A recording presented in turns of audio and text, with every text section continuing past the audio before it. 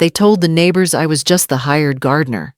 They forgot my name was on the mailbox. There's a language that old farms speak, and after 80 years of listening, I'd like to think I'm fluent. It's in the groan of the barn door in the morning, a sound like a gentle giant waking up. It's in the rustle of the cornfields. In late summer, a dry, papery whisper that tells you the harvest is near. My late husband Samuel used to say this land wasn't just ours to own, but ours to understand. He said every fence post, every stone pulled from the earth was a word in a long story. A story that began with his grandfather who broke this prairie soil with a mule and a prayer. For all my life, this farm has been my home, my work, and my church. My days are measured by the sun, and the seasons not by a clock on the wall. I still wake before dawn, make my coffee, and walk out onto the porch to feel the morning air. It's a ritual, a way of saying good morning to the land of checking its pulse. I know every dip and rise of these 100 acres. I know the spot near the creek where the wild irises bloom in the spring, and the one old oak tree that holds onto its leaves long into the winter, stubborn and proud, just like Samuel was. This farm is not just a place of memories, it is a living memory itself. So when my son Richard drove up last Tuesday, his sleek silver city car looking like a nervous insect against the vast green landscape, I knew it wasn't just a social call. He is a man who thrives in the world of concrete and frantic energy. He only returns to the quiet of the farm when something is wrong. He stepped out of his car wearing shoes that were not meant for dirt and a suit that cost more than my first tractor. We sat at the old scarred kitchen table, the one his father built with his own 2 hands. He didn't ask about the crops or my health. He spread a sheaf of papers across the oilcloth papers, filled with charts and numbers I didn't recognize. He used words I didn't understand: market downturns, leveraging assets, untenable debt. He spoke of my home, our home, as if it were a failing business, a line item on a balance sheet that was bleeding red ink. He spoke of it all with a strange clinical detachment, as if he were discussing a stranger's misfortune, not the land his great-grandfather had broken with his own 2 hands. I just sat there, my hands clasped on the table, trying to find my own voice in the storm of his. It's a difficult thing to have the story of your life rewritten for you in a language you don't understand, isn't it? As I share this story, I find myself wondering where you are in the world listening. It would bring me such comfort to know where my words have found a home. If you have a moment, please leave a comment below to let me know where you're from, and consider subscribing to Granny Stories to hear the rest of my tale. But in that moment, all I could find was a lifetime of trust in my only son. He told me the farm was drowning in debt I knew nothing about. He told me the only way out, the only way to save us from ruin, was to sell the land to a large agricultural corporation that had made a generous offer. He promised his eyes full of a practiced sincerity that he would use the money to set me up in a beautiful, comfortable apartment in the city close to him and his family. A place where I wouldn't have to worry about a thing. I looked at the face of the boy I had raised to face now, etched with a man's worry, and I did what I had always done. I believed him. I listened to his careful logical explanations, and I agreed to sign the papers he had brought. I agreed to let them sell my home, my history, my husband's legacy. It was the biggest mistake of my life, and I had just made it with my eyes wide open. The weeks that followed my agreement were a blur of organized dismantling. Richard was ruthlessly efficient. Strangers in clean work shirts came to the farm men with clipboards and measuring tapes who spoke in the cold language of acreage and market value.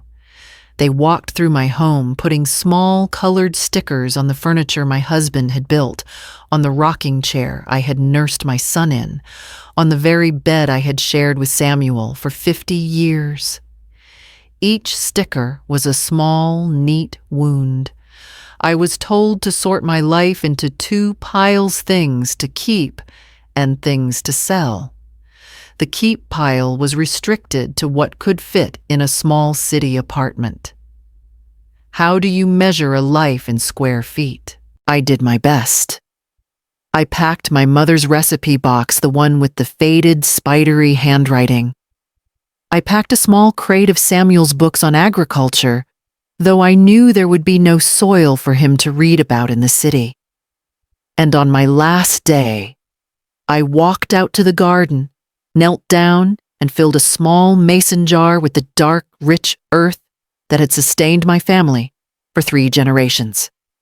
It was the only thing of true value I intended to take with me. The rest, the sturdy oak table, the hand-stitched quilts, the lifetime of tools in the barn was sold for pennies on the dollar at an estate sale that felt more like a wake. The final morning on the farm was quiet. The moving truck had already gone. The house was empty, its rooms echoing with the ghosts of laughter and conversation. I took one last walk, my boots sinking into the familiar soft earth. I laid my hand on the rough bark of the old oak tree at the edge of the property, the one Samuel had proposed to me under. I said a silent goodbye to the fields, to the creek, to the wide open sky that had been my only ceiling for 80 years.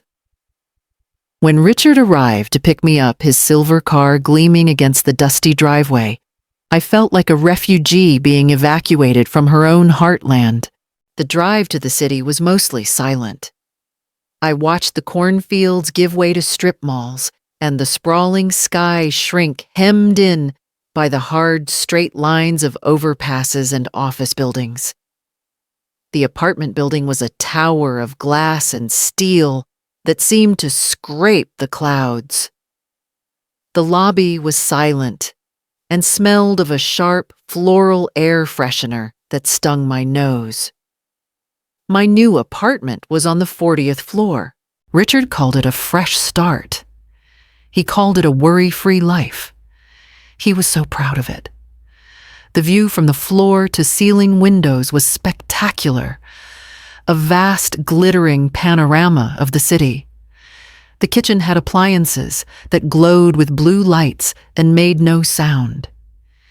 The air was still and temperature controlled the windows sealed shut against the weather. I was safe from the wind and the rain and the changing of the seasons. I was disconnected from everything that had ever made me feel alive. He showed me how to use the key card and the intercom system, his voice full of the patient pride of a man explaining a complicated new toy. He left after an hour, promising to call the next day, eager to get back to his own important life. I was left alone, standing in the center of the silent gray room. My jar of earth sat on the cold granite countertop, a tiny, lonely embassy from a country I could no longer return to. Richard believed he had sold my past to buy me a future I didn't recognize.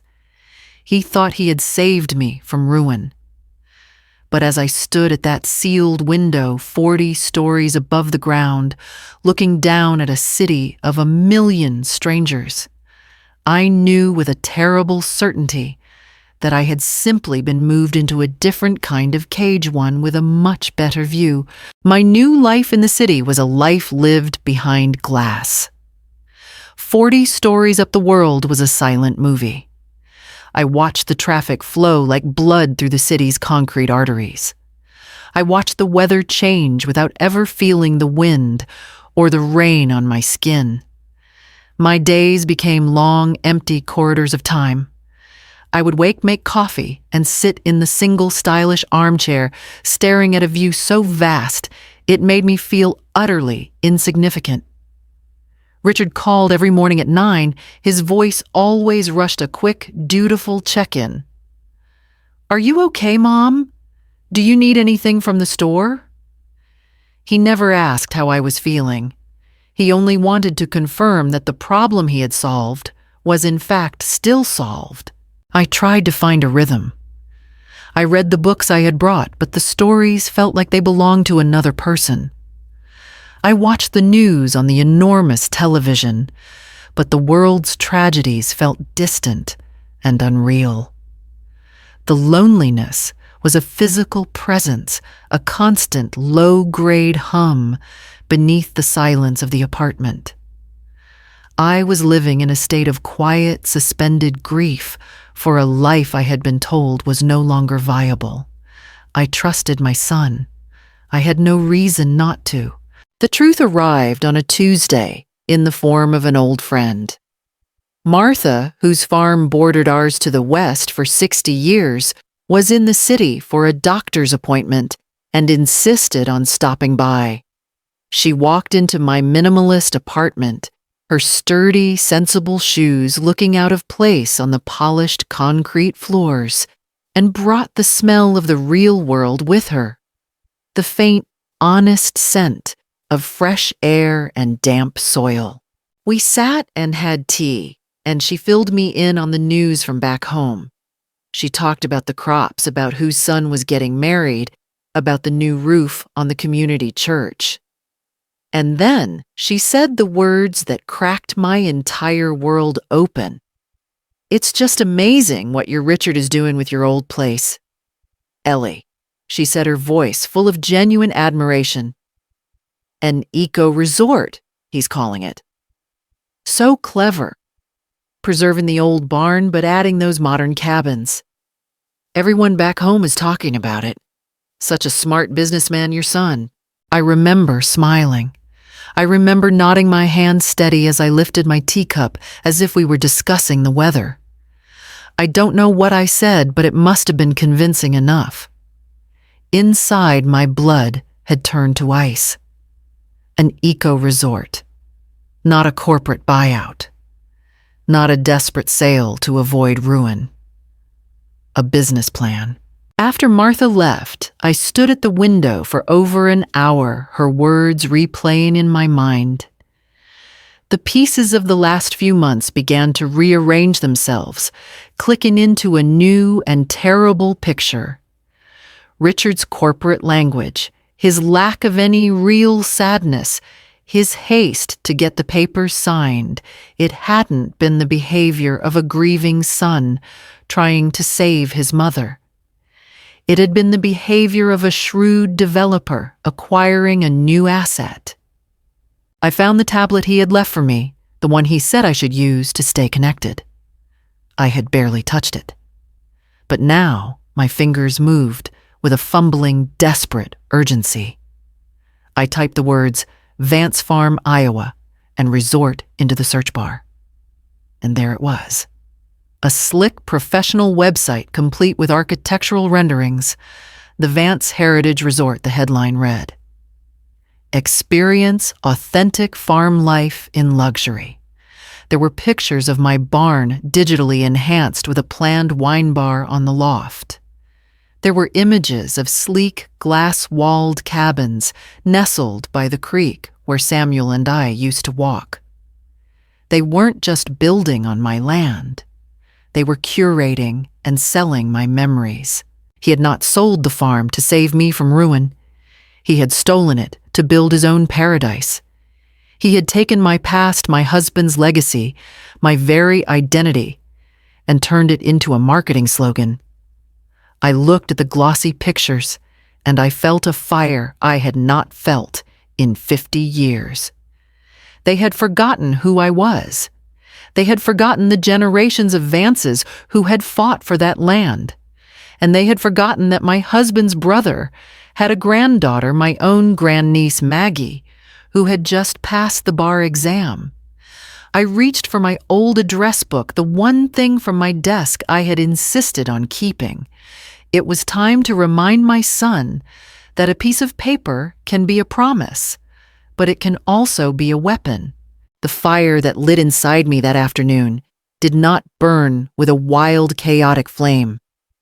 It was a cold, steady fire, the kind that glows deep in the heart of a forge. I knew I could not fight my son with the weapons he understood: money and influence, and a casual relationship with the truth.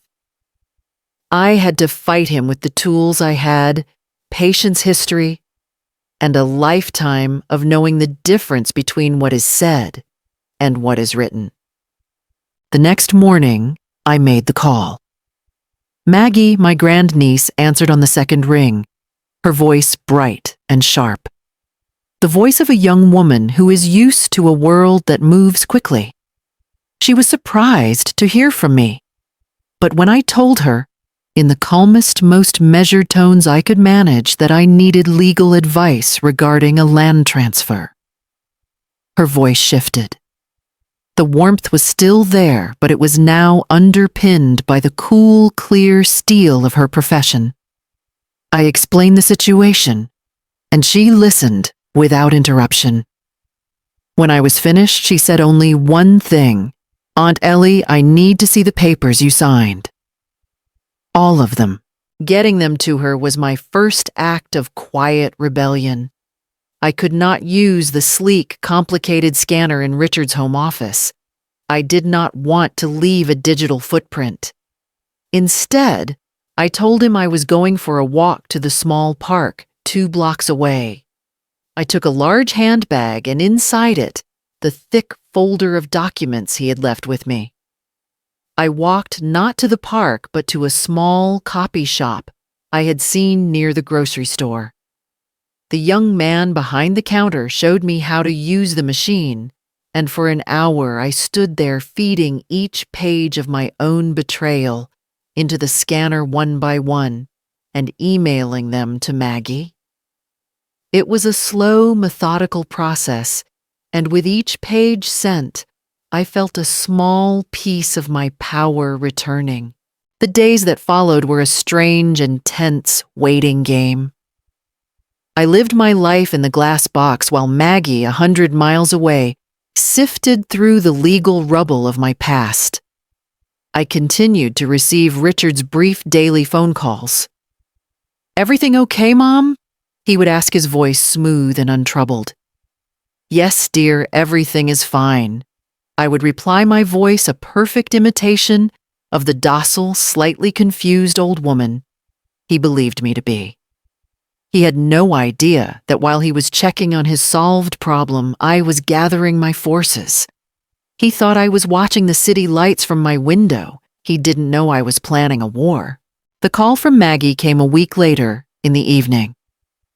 I took it in the bathroom with the fan running, the only place in that apartment that offered a semblance of privacy. "I've got it, Aunt Ellie," she said, and I could hear the triumphant excitement in her voice. "I've got him." She explained that the paperwork was mostly ironclad, that he had been clever in how he structured the transfer of the agricultural land, but he had made one arrogant, critical mistake. He had used a standard agricultural land transfer document, likely a template to save on legal fees. And buried deep in the fine print in a subclause on page 12 was a standard homestead preservation provision. My heart began to beat a slow, heavy drum against my ribs. Maggie's voice was clear and sharp. He transferred the fields, the pastures, the land zoned for commercial use. But he failed to separately transfer the deed to the original dwelling, the farmhouse, Aunt Ellie, and a single legally mandated acre of land surrounding it. It's still yours, solely and completely. He doesn't own the heart of the farm. You do. I had to sit down on the edge of the cold marble bathtub. He hadn't stolen everything. In his haste and his arrogance, he had left me with the very heart of it all. He had left me a foothold, a fortress. He thought he had moved me, filed me away neatly in this glass box in the sky. But he had forgotten to lock the door to my own home. Maggie's voice, the voice of the lawyer, asked me what I wanted to do, what my next move was.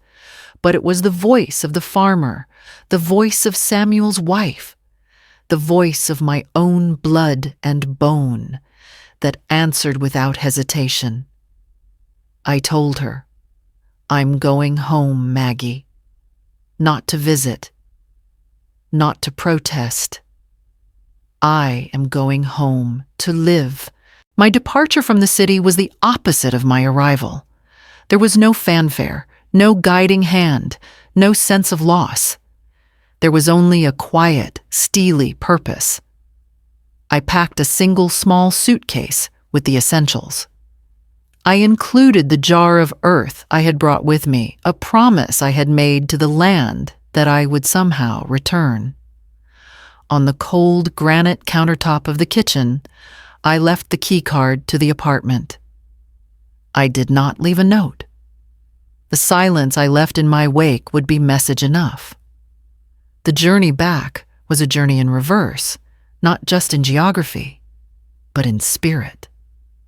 I watched the tall glass buildings of the city recede their sharp, clean lines, blurring into the soft, forgiving horizon of the countryside. With every mile that passed, I felt like I was breathing more deeply, as if the air in the city had been too thin to truly fill my lungs. A taxi dropped me at the end of the long gravel road that led to my home. The old familiar gate was gone. In its place was a new imposing sign made of dark, polished wood. In elegant, soulless letters it read, "The Vance Heritage Resort, coming soon." Beyond it, my fields, once a rolling sea of green corn and golden wheat, were scarred. Earth movers sat silent and monstrous. Trenches for pipes and electrical lines cut across the landscape like open wounds. The quiet hum of the farm had been replaced by the cold silence of a construction site paused for the weekend. The sight of it was a physical blow, a desecration of a place I considered sacred. I walked down the driveway, my small suitcase rolling behind me, a stranger on my own land. A few construction workers finishing their week watched me pass their faces, a mixture of curiosity and indifference. I ignored them.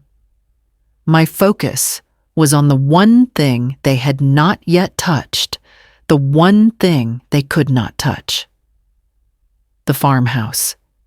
It stood there, a little dusty, a little forlorn, surrounded by the chaos of my son's ambition. But it was still standing. My fortress. I walked up the familiar steps of the porch. I reached into my purse and pulled out my old worn house key, the one I had refused to give to the estate agents. I slid it into the lock.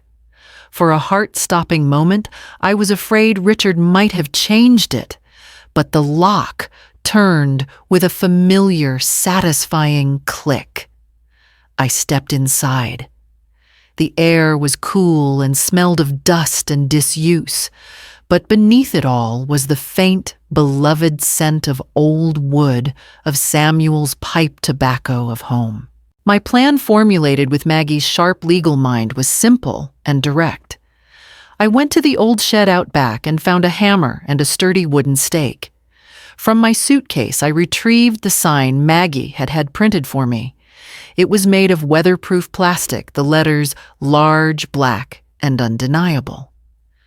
I walked to the edge of my legally owned acre, to the precise spot where the surveyor's flags marked the boundary between my property and my son's new enterprise. And there, in the soft earth, right beside a trench, dug for the foundation of a luxury cabin, I hammered the sign into the ground. It read, "Vance Homestead, established 1923. This house and surrounding acre are the sole private property of Eleanor Vance, not included in commercial sale. Trespassers will be prosecuted. The foreman of the construction crew, a large man in a hard hat, saw me. He walked over his face, a mask of confusion, a set of blueprints flapping in his hand. He started to ask what I was doing, what the sign meant. I did not answer him. I simply stood on my acre of land, my feet planted firmly in my own soil, my hands steady at my sides, and I waited. I knew he would call my son, and I knew my son would come. The war was no longer a secret, fought with papers and phone calls from a distant city. I had brought it home. I did not have to wait long.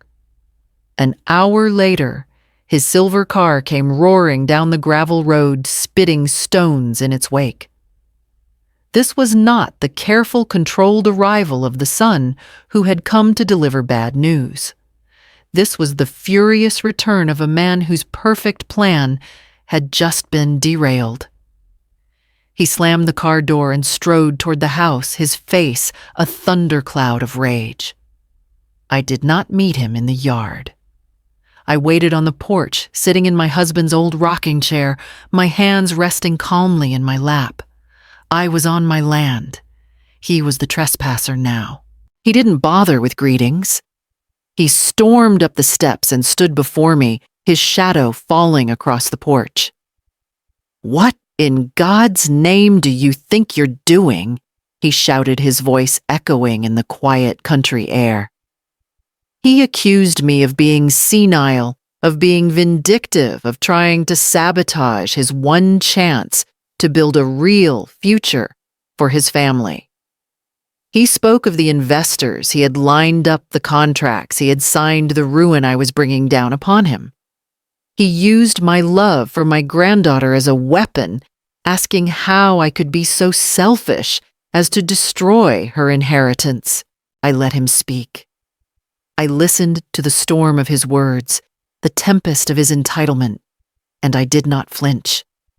I let him exhaust his fury until he was just standing there, breathing heavily, his hands clenched into fists at his sides. The silence that followed was heavy. When I finally spoke, my voice was not loud, but it was clear and steady, and it cut through the air with the weight of undisputed truth. "This is not your land to ruin Richard," I said. "You seem to have forgotten that." "I have the papers, Mom," he insisted. "You signed them. I signed the papers for the fields." I corrected him gently. "I never signed the papers for this house. I never signed away the heart of this farm. This acre, this porch. The ground you are standing on right now still belongs to me."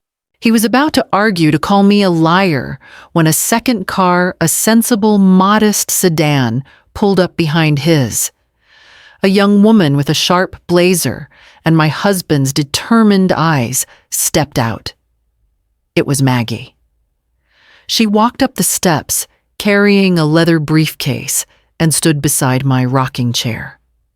"She's right," Maggie said, her voice crisp and professional.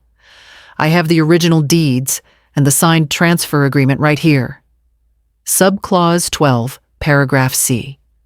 The homestead was explicitly excluded. Your aunt is well within her legal rights. The sign stays up." I watched my son's face as the reality of the situation finally landed. His anger collapsed, draining away to be replaced by a look of stunned, utter disbelief. He had been so certain of his power, so confident in my meekness, that he had never considered this. He had never considered that I would read the fine print. He had never considered that I would fight back. He looked from me to Maggie, and I could see the final calculation in his eyes. He wasn't just facing his quiet elderly mother. He was facing his legally armed Ivy League-educated cousin. It was a battle he could not win. Maggie laid out his options, with the cool precision of a surgeon.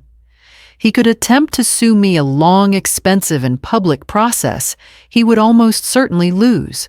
Or he could negotiate to buy the farmhouse and the final acre from me at its current and very high market value. The choice was his. I watched my son drive away a half-hour later, leaving a slow cloud of dust in his wake. He had not apologized.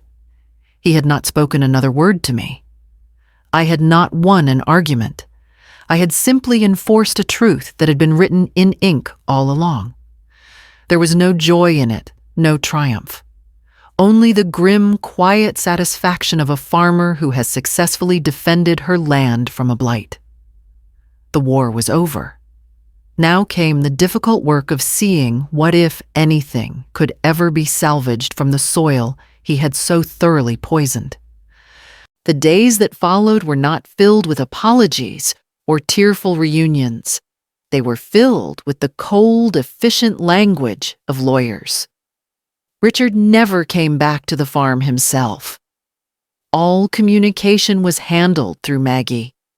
He fought, of course, through his own legal team. He tried to argue that my presence was a disruption to a legitimate business enterprise. But the law, like the land itself, has a long memory. My name was on the deed. The heart of the farm was mine. In the end, there was no fight to be had, only a transaction. He was forced to buy what he thought he already owned. A month later, a check was delivered to me by courier. It was for a sum of money so large it felt like a number from a different person's life. I held it in my hands, this piece of paper that represented the total monetary value of my home, my history, my husband's sweat, and his father's dreams. There was no joy in it. It felt like an apology written in dollars instead of words, and it was a cold comfort. I knew I could not stay on the farm. The land had been tainted by the battle, its memories now layered with the dust of my son's betrayal. It was time to let it go completely. I did not move into the city into one of those glass boxes that Richard so admired. Instead, I bought a small, sturdy house in the old part of town, just a few blocks from the church, where Samuel and I were married. It has a small porch for sitting and a backyard with enough sun for a proper tomato garden. It is quiet, and it is enough. The bulk of the money, however, did not go toward my own comfort. The day after I moved into my new home, I went to the local bank and met with the manager. I used the money from the sale of my land not to build a legacy of anger, but to plant a new one of hope. I established the Vance Family Agricultural Grant, a small foundation dedicated to helping young local farming families get their start. The kind of people Samuel and I once were full of more hard work than cash. It gives them interest-free loans for equipment or grants to help with a down payment on their first piece of land. My son tried to turn my husband's legacy into a luxury resort for strangers. I have turned it into a future for a new generation of farmers. He wanted to build cabins with scenic views. I chose to plant seeds. I see my grandniece Maggie for lunch every other Tuesday. She tells me the resort project stalled, that the investors grew wary. Richard eventually sold the rest of the land to the same corporation he'd told me about in the beginning for less than he had hoped. I feel a quiet sadness for the man my son has become, but I do not feel responsible for his choices as I sit here now in my small house in this quiet town. I know my name is no longer on the mailbox at the end of that long gravel road, but the roots I put down there, the ones of integrity, of hard work, of respecting the soil beneath your feet, they are still there. They are in the young family who used one of my grants to buy their first tractor. They are in the future harvests of fields I will never walk again. and they will continue to grow long after I am gone. My story, I've learned, was never about owning the land. It was about honoring it. And that is a deed no one can ever take away. Thank you for being here as I found my way back to my own land and to myself. My story is just one, but I know the world is full of them.